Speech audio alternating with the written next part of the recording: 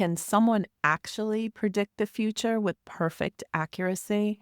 And are spirits really walking around talking to mediums all day long? Today, we're breaking down some of the biggest myths about psychics and separating Hollywood fiction from real intuitive work. Before you roll your eyes and say, oh, please, psychics aren't real, you might want to listen all the way to the end because even governments have studied and used psychic abilities. Yes, really.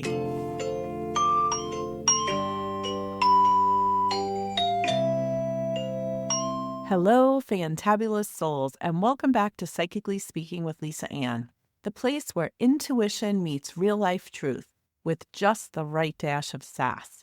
I'm your host, Lisa Ann, psychic medium, intuitive healer, intuitive coach, and your guide for clarity, healing, and soul-aligned living. After over 30 years of working as a professional psychic medium, I've heard just about every psychic myth you can imagine. Movies, television, and social media have created some very interesting ideas about what psychic ability actually is.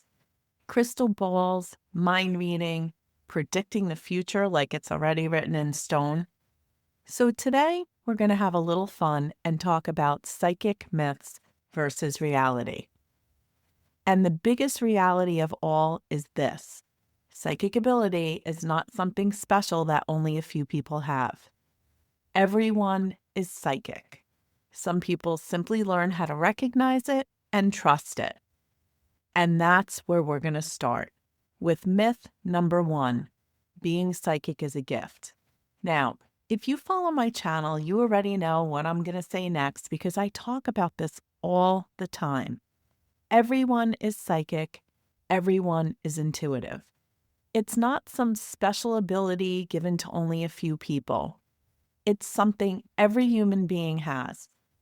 And honestly, I don't care what other psychics tell you. The real gift is not the intuition itself.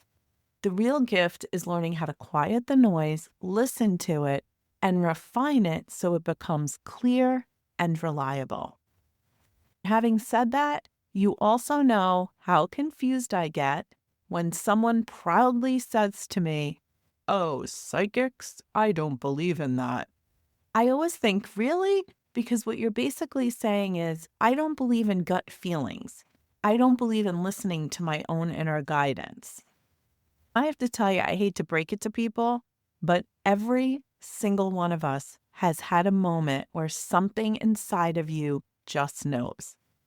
Some people may not like the word psychic, but they've all definitely experienced intuition at some point in their lives. Psychic ability is simply another word for intuition. So take a moment to think about how many times in your life you've had a gut feeling about something. Maybe you thought about someone and they suddenly called. Maybe you walked into a room and immediately felt the energy shift. Maybe you knew something before it happened. All of that is intuition. It's psychic awareness.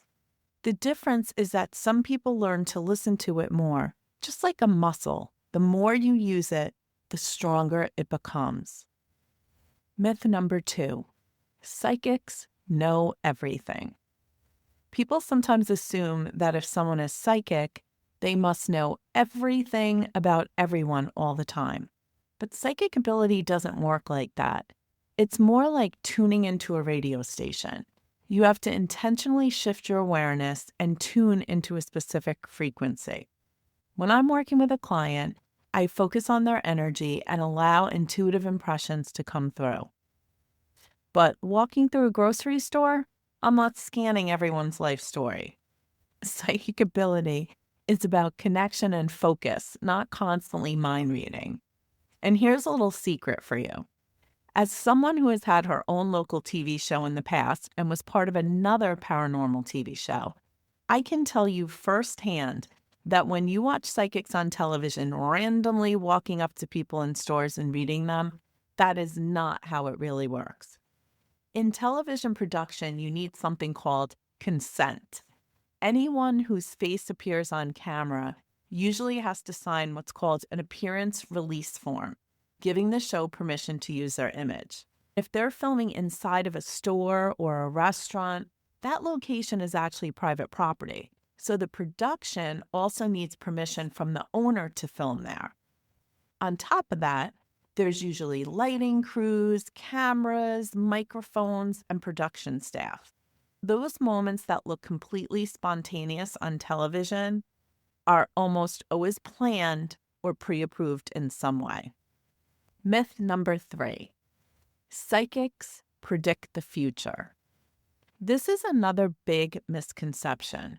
People think psychics predict the future like it's already written and cannot change, but the future is actually fluid. Your decisions, your mindset, your actions, and even your energy can shift outcomes.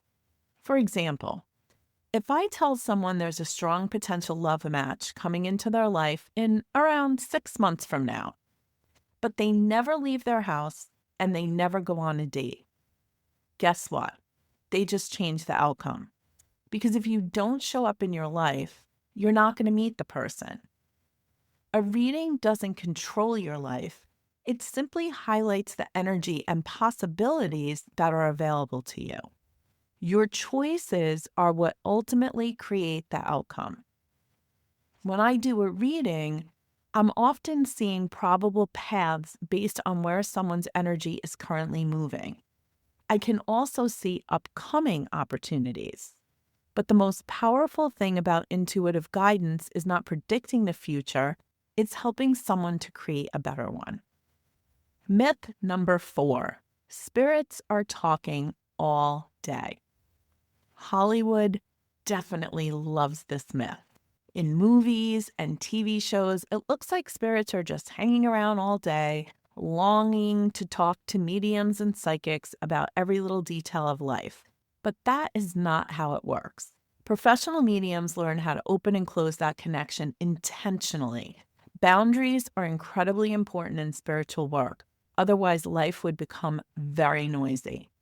And here's something else people misunderstand about spirits.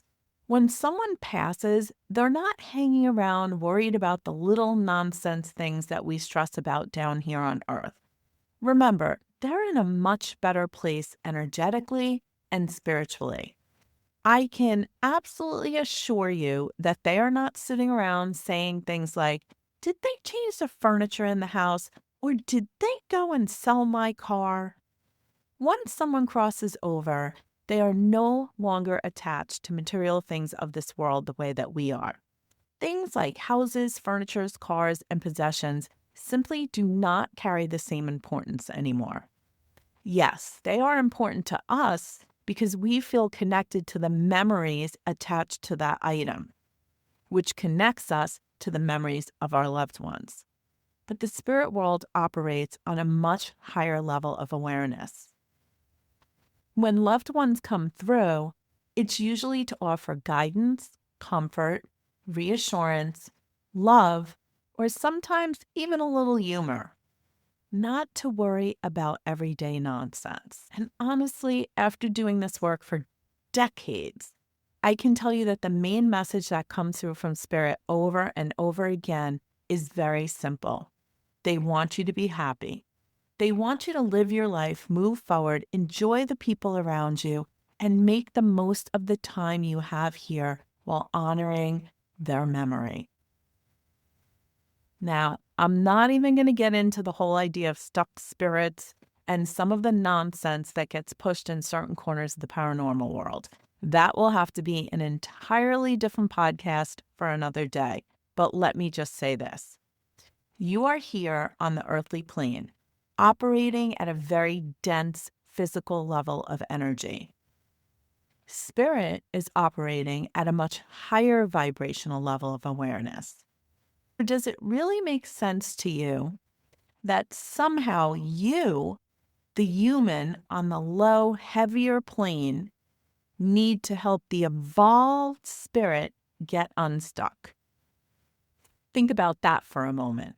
Trust me, once someone crosses over, their perspective changes quite a bit, and they see the bigger picture. Myth number 5, psychics are never wrong. Psychic information often comes through as symbols, feelings, impressions, or energetic patterns. Sometimes those impressions require interpretation. Think of it like translating another language. A good psychic isn't trying to be perfect, because you all know my philosophy, perfection doesn't exist. A good psychic is trying to be honest, clear, and helpful. Integrity matters far more than ego. I always tell my clients that I'm psychic enough to know what they want to hear, but one of the reasons that I have been around for so long is because my ethics are more important than my ego. If I'm not sure about something I'm hearing or seeing, I tell my clients. Sometimes their interpretation of the information is completely different than mine. And since the message is for them, my ego needs to take a back seat. At the end of the day, this work isn't about me and my ego. It's about delivering the message as clearly and honestly as possible. And finally, we get to myth number 6. Psychic ability isn't taken seriously. Another myth that I hear all the time is that psychic ability isn't real or isn't taken seriously. But here's something that many people do not realize. For decades, even the United States government studied psychic ability. During the Cold War, the U.S. ran a classified program called Project Stargate, which researched something known as remote viewing. Remote viewing is the ability to perceive information about a distant place, object, or event without using the normal physical senses. The program began in the early 1970s and continued for more than 20 years, or at least that's what we've been told. It was funded by agencies including the CIA, the Defense Intelligence Agency, and research teams at Stanford Research Institute in California. Researchers worked with well-known remote viewers such as Ingo Swann, Pat Price, and I'm probably going to mutilate his name, but Joseph McMoneagle. Joseph was actually awarded the Legion of Merit for his intelligent work related to remote viewing. The program officially ended in 1995, and many of the documents were later declassified by the CIA, meaning the public can read them today. Now, whether someone believes in psychic ability or not, it's a personal choice. But the fact remains that the government spent millions of dollars researching human intuition and extrasensory perception. So when someone says psychic ability is just a fantasy, it's interesting to remember that intelligence agencies took it seriously enough to study it for decades. If you're interested in taking a deep dive and doing some further research, you can look up verifiable sources such as CIA declassified Stargate files, U.S. Defense Intelligence Agency Stargate Program 1970 to 1995, Stanford Research Institute remote viewing experiments, and there are books that have been written, Remote Viewing Secrets and Mind Reach. Again, whether someone believes in intuition or not, it is absolutely worth noting that the government spent decades trying to figure out how powerful the human mind really is. Now, before we wrap up today, I want to give you a little listener challenge. For the next 7 days, I want you to start paying attention to your own intuition. Every time you get a gut feeling about something, big or small, I want you to write it down. Maybe it's a feeling about a person. Maybe it's an idea that pops into your head. Maybe it's that little voice telling you to take a different route, call someone, or try something new. Just notice it. Don't overthink it. Don't overanalyze it. Just acknowledge it. Because the first step in developing your intuition is simply recognizing that it's already there. I think you might be surprised how often it shows up once you start paying attention. And here's my final thought. When you strip away the Hollywood stories, the television drama, and all of the myths that have been floating around for years, psychic ability really isn't nearly as mysterious as people make it out to be. At the core, it's simply intuition. And as I've said many times before, everyone is psychic. Everyone has intuition. Everyone has that inner guidance system. The real gift isn't the intuition itself. The real gift is learning how to quiet the noise of the world long enough to hear it, to trust it, and fine-tune it. Psychic readings don't control your life. They simply highlight the energy and possibilities that are around you. Your choices, your actions, and your willingness to show up in your own life are ultimately what shapes the outcome. And when it comes to the spirit world, the message is actually very simple. Our loved ones are not hanging around worrying about the furniture or whether someone sold their car.